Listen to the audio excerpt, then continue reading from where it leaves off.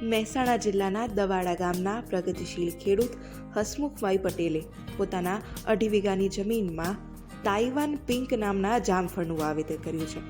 આ જામફળના વાવેતરમાંથી તેમને ઉત્પાદનના પ્રથમ વર્ષે જ 800 કિલો જેટલું ઉત્પાદન થાય તેવી આશા રાખી છે।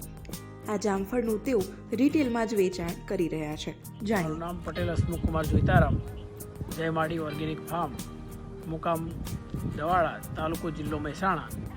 મારું આ ફાર્મ લગભગ 2016થી મેં પ્રાકૃતિક બનાવવાનું નક્કી કરેલ અને 2021થી ગુપકાનું સર્ટિફાઈડ પણ કરાયેલ છે। આ ફાર્મમાં 2.5 વીઘામાં તાઇવાન પિંક વાવેલ છે। તાઇવાન પિંક લગભગ આજે 2.5 વર્ષ થયા, 2.5 વર્ષથી ઉત્પાદન શરૂ થઈ ગયેલ છે। 300 કિલો જામફળ વેચાઈ ગયેલ છે। 50 રૂપિયા કિલો લોકલ પબ્લિકમાં લઈ જાય છે લોકો ઘરેથી આવીને, અને લગભગ આ વખત 700થી 800 કિલો ઉત્પાદન થશે અને આવતા વર્ષે કદાચ 2 થી 3 ટન સુધી ઉત્પાદન જાય એવું લાગે છે।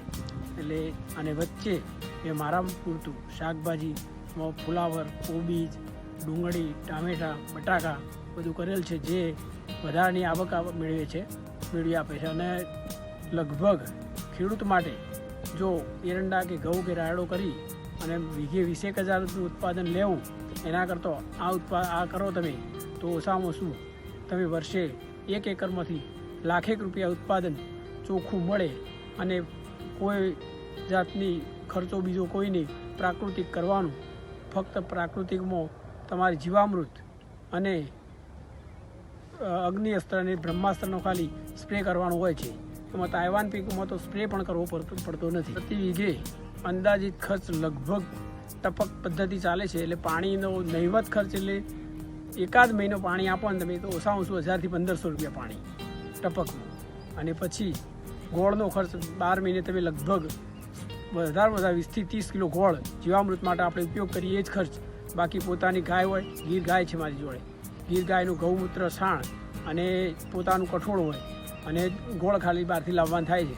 એટલે ગોળનો ખર્ચો તમે ગણો તો 20 કિલો લાવો તમે તો ઓછામાં ઓછો 700થી 800 રૂપિયાનો ગોળ થાય, અને બીજો પરચુરણ ખર્ચ કરો તો 2000 રૂપિયા બીજો થાય, અને 12 મહિને વાર્ષિક તમે ગણો તો 6-7 હજારનું પાણી થાય। બાકી બીજું કોઈ ખર્ચ નથી, એમાં નહીં નિંદામણ કે કશું કરવાની જરૂર હોતી નથી। આ એ જાત તાઇવાન પિંક હોય છે, જે ખરેખર વર્ષમાં 3 સિઝન આપણને ફળ આપે છે, અને ફળ એનું એટલું કાચું ફળ ખાઓ તો પણ મીઠું લાગે, એવું નહીં કે ચલો, અને કાચું તોડ્યા પછી એને લગભગ અઠવાડિયા સુધી રાખો તો પણ બગડતું નથી। એટલે માનો કે તમે અહીંથી તોડી અને બીજી સિટીમાં મોકલો તો પણ બગડવાનો કોઈ ચાન્સ નહીં। પછી ગમે ત્યારે ગમે તે સિઝનમાં તમે આવો તો તમને તમારા માટે તો ફ્રૂટ મળી જ રહે। ખેતરમાં આવો એટલે એવું નહીં ફ્રૂટ ના હોય, હાજર જ હોય ગમે ત્યારે, અને જેટલા વખત આને કટિંગ કરો એના 6 મહિનામાં આપણને જામફળ મળે। આના વેચાણની તો તમે આને વેચાણ કેવી રીતે કરો છો? મારું પોતે વિસનગરમાં મારું મકાન છે, ત્યાં રહું છું। એટલે વિસનગર લોકલ લોકો, જે લોકોને ખબર છે કે ભાઈ આ ઓર્ગેનિક કરે છે, ઘેર આવીને લઈ જાય છે। હાલે આ 300 કિલો વેચ્યા તો હજી એક લોકોને 5-5 કિલોની માગ છે, પણ આપણી જોડે માલ નથી। હજી જ્યારે તૈયાર થશે આવતી સાલ તો 1 કિલો આપણી જોડે પડી રહેવાની ગણતરી નથી, કારણ કે 700 છોડ છે, અને એક છોડમાં ઓછામાં ઓછું 8 થી 10 કિલો થાય તો 6 થી 7 ટન ઉત્પાદન થઈ જાય, પણ આપણે 5 થી 6 કિલોની ગણતરી કરીએ તો 3 થી 4 ટન તો ઉત્પાદન મળવાનું જ છે। આ વર્ષે જ ઓછામાં ઓછું લગભગ 1.5-2 કિલો ઉત્પાદન લીધું છે આપણે, લગભગ 700-800 કિલો ઉત્પાદન લઈ લીધું છે।